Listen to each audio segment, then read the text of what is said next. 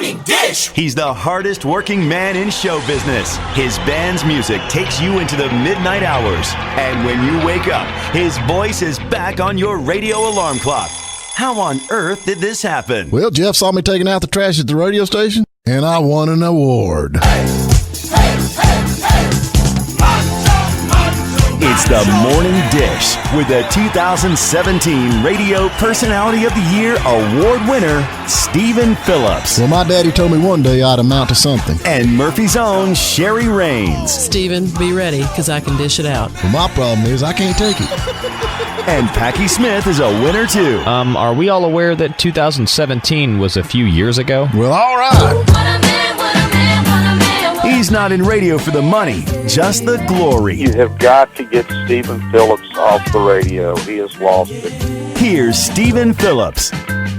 Good morning, folks. We have got Whitney Miller on with us this morning, which is actually won season 1 of Fox Masterchef. Good morning. That's just good morning. That's just one of the many things she's done. I know that, but she's got a list of accomplishments. She is a truly seasoned chef at this point. So how does it feel to be a chef? I mean, is it like this is like being Elvis in the chef world, right? It's something. Yes, I love cooking. Has been something that I think my mom said she saw me up at the stove at like 3 years old. Wow! It's something that I've just always loved. It's a passion, and it always feels good when you can make people smile after they try your food. Like that to me is the biggest compliment, is when you see people's expression and it's happy and joy, and that's the why I love being a chef. Well, let me ask you this now. I'm just coming from my perspective on this, because my wife is actually a cook. She's not a chef because she don't have that big top hat. You got the big top hat? You wear the top hat? I've worn them before. It feels so funny, but yes, I've worn them only a couple of times, but I don't consider myself a high top chef. Well, you gotta have that. Well, let me ask you, when you cook, I know you're always trying new recipes and stuff like that, and I'm sure, like me, your husband is the guinea pig on trying them. Is that kind of the way it works? Exactly, yes, and he loves his job. Yeah. But what happens when it's something that's not good? Does he lie to you and say, "Oh, yes, honey, that's wonderful"?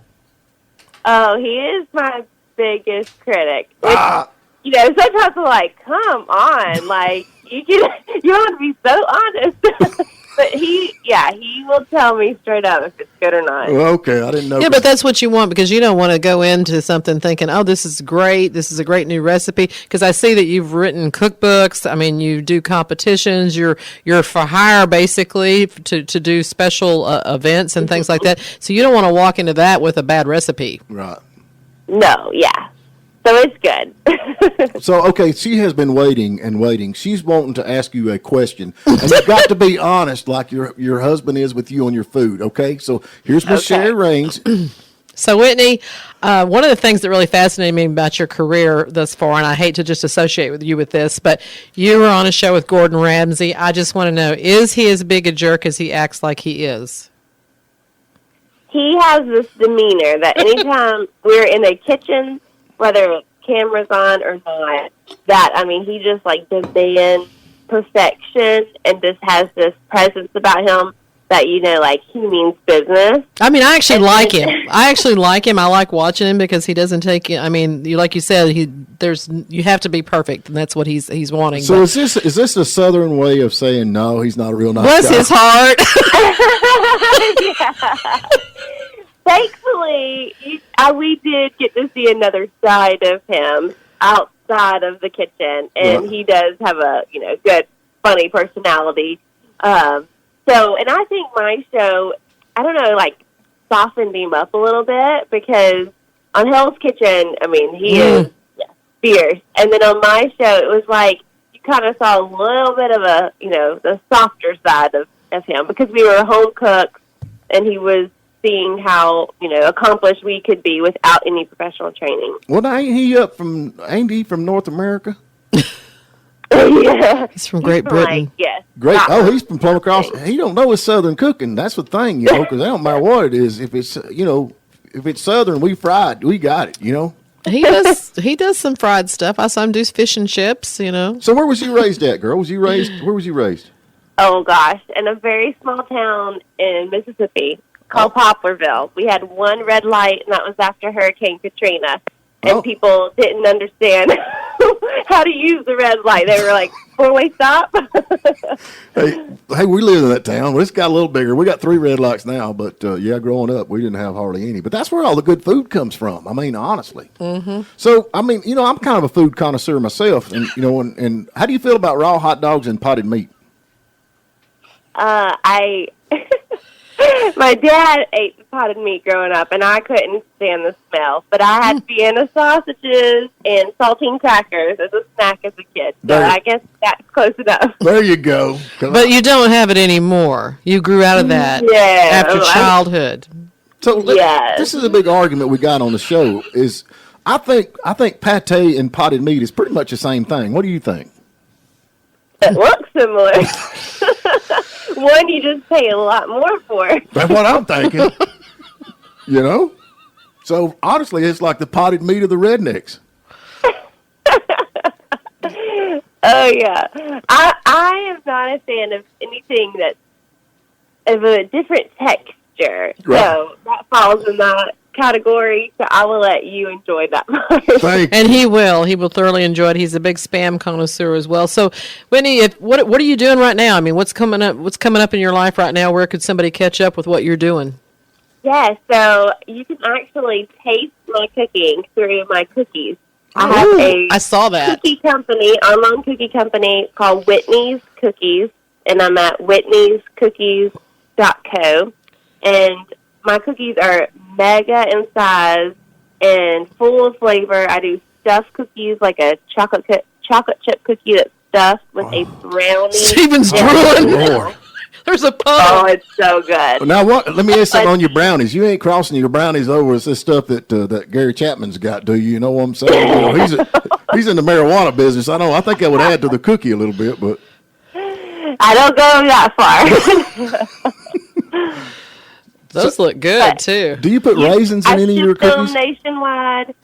I will offer that at some point. I have, these staple flavors, and then each month I come out with, 2 fun new flavors. So this month I have a pumpkin spice with a cream cheese filling, and then I have a caramel apple cookie. Oh, that Lord. Has in the center a chocolate-covered caramel candy. Look at these cookies. It's so good. Oh, Lord, yes.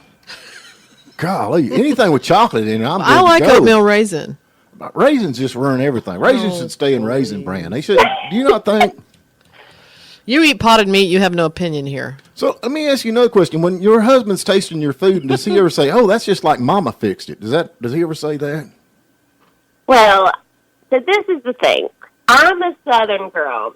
He is Southern regional, so he's from Florida. Oh, and even not Florida. Central Florida, which is a little bit, I found more, farmland, and they raise cattle. So it has a little Southern-ish. Right. But I always tell him, you're regionally Southern, so you really don't have much of a say in the real Southern of food and anything else. Yeah, like poke salad and cornbread and all that stuff. All right, poke salad's too Southern for me. Pinto beans. I'm good with that. With fat back in it. So what did you when you won the Masterchef? What was do you remember what you fixed that put you in the winning seat? Oh yes, and it will be something I always remember because I made a pan-fried buttermilk chicken with cream collard greens. There you go. As my finale dish.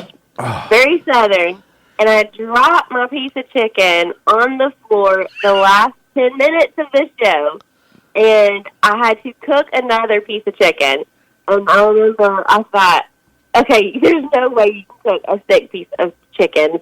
And I had 7 minutes at that point in the pan. So my cast iron skillet was hot. I put the next piece of chicken in there and prayed over that chicken because I knew the Lord was the only one that was going to cook that chicken. See, I'm telling you, it's a Baptist thing. That's why I'm Baptist, because of fried chicken. We eat better than anybody in the world. And I guarantee you, when you said a prayer about chicken, the good Lord stopped everything Blessed he was it. doing right then and there, because that was serious Bless stuff. that chicken. But now chicken has got like a 20-minute rule. You know, you got like, you drop something on the floor, it's like a 3-second rule. But like chicken, you can do like a 20-minute rule on chicken. Unless you're on live television. Yeah. And Gordon Ramsay's looking down you. Just dust it off. They had to get them, though. I mean, you collard greens. You said collard greens? Creamed collard greens. Cream collard greens. Oh, Lord of mercy. Now, do you fix it? Let me ask you something. Do you, like, you know, now, do you do this all the time? Or, I mean, or do you just... Because you're really thin looking, so we're not thinking you're eating Southern that often. Well, I grew up all the good Southern food. I just, you know, thank the Lord. My mom, I guess, had a good genes. So I could eat everything I want. I just maybe do a little bit smaller portions so I can eat everything I want. There you go. Steven, smaller portions. My place got sideboards on it. So how was Guy Ferrari? How you say that? Ferrari? Fury. Ferrari? Gary. He got weird hair. His hair just drives me crazy. They have hats if you want that hairstyle too, and you can just put it right on. It looks like you have his hairstyle. There you go. Is he pretty cool to work with? Yeah, he has a fun personality. We Yeah. did a cooking demonstration in Chicago before, and it's fun to meet these different chefs, and then you get to see, are they really like what you see on TV, or, you know, do they have another side to them? But thankfully, I've had good experiences with most of them. See, that's the thing. I like people that's just normal. You know, when you see them on the TV, they're the same off this TV. But there's some people that's completely different. You're right about that. So now, is this your personality, or are you mean when you get off the radio? Or should we ask your husband this question? Oh, well, so I have this Southern charm, and it's me. And then when you get in the kitchen, you can ask, he's been my sous chef. My mom has been my sous chef. And they know I'm the boss in the kitchen. Oh, there you go. And they'll take the back seat, and they'll listen. So I could get a little fierce. I could say that, yes. I was an athlete growing up, and so I have that in me, the competitive side as well. Well, and also you're a full-time working mom. I mean, you just had a new baby not long ago, right? Yes, so That's two a kids, handful. You got business. you got Yes, two kids? it's a lot. How old are your kids? I have a 4-year-old. He turns 4 in August, and then an almost 18-month-old. Wow. Golly, I remember those days. My baby's 20 years old. And he's trying to adopt him out. I mean, this is a fun years. I was trying to push him off on Gary, but he wouldn't have nothing to do with it. You know, you skip all that potty training business and go right into the college years. So. Yeah. Yeah, my husband said, "Can we just get them at after they're raised and at the easier stage, this baby stage?" Yeah, It's more expensive at that stage, though. That easier stage that you're talking about costs you more. And I'm going to tell you something. They never actually ever completely move away. Ever. So let me ask you this. I mean, you know, out of all the, I mean, you've been all over the world, obviously. You've been all TV and all this stuff and knew all these people. Why did you pick a guy from Florida to marry? You had the wives. Lord kicked him. I just volunteered. So we ask Steven's wife the same question almost every time we see her. Well, we live in a small town. I'm the only guy left, you know. I did get outside of my town, though, so, which he says, you probably would have married someone you're related to. I said, well, you're probably right, so I'm glad I got out. Hey, that's all right. Ain't nothing wrong with that. That cuts down on a lot of the you can do the anniversary and your family reunion all at the same time. Okay, tell us again. Now, you got the cookie thing going on. Is that pretty much what you got? Anything coming up on TV or anything else coming up? Well, COVID kind of stopped a lot of TV action, but you can still, I have also WhitneyMiller.com, and I'm constantly creating recipes. I just did a recipe with Tennessee beef, and I did a video doing upshot for this month. It's a good short rib recipe, which short ribs kind of sound on the fancier side, but basically it's like roast with a bone in it. Oh, I love it. Man, you're talking my kind of language. Of course, I was raised down here in Georgia, so that's all about that. Hey, this is what we're going to do. We're going to order some of your cookies, and we're going to have a cookie tasting over here on the morning dish. So you'll have to buzz us back, and we'll give you reports on how. Well, like I said, she's got cookbooks out too. You can always go and buy one of her cookbooks and test out some recipes. I just order Google, man. Yeah, New Southern Table is the second cookbook, and it's the one that I feel like if you're going to get one, definitely get that one. It's definitely more of what I learned after the show and through my travels. So it's a really good biscuit recipe in there as well. Oh, Good Lord, to know. yeah. I like That's his favorite. Okay, cat head biscuits. You know what that is, right? I do. Okay, see, there you go. You pass the test over here, I guarantee you. My great grandmother, she lived till she was almost 97 the day before, and she made the cat head size biscuits.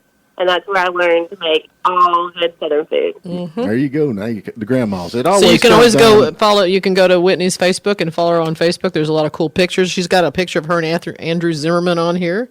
The guy that eats all the weird stuff. I love that guy. Is he cool? He's got to be cool. Yeah, so. He is. He's really cool. I got to do.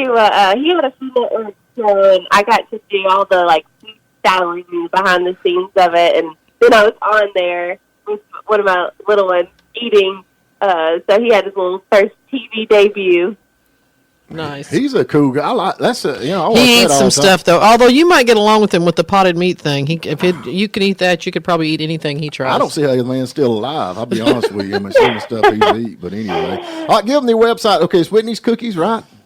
WhitneysCookies.co and WhitneyMiller.com, and you can check out the cookies and order a cookbook and learn all the good Southern food. And chat with me on Facebook and Instagram at Whitney Miller. There you go. All right, we appreciate you calling in. And until then, I guess we'll talk to y'all bright and early in the morning. Y'all have a good day.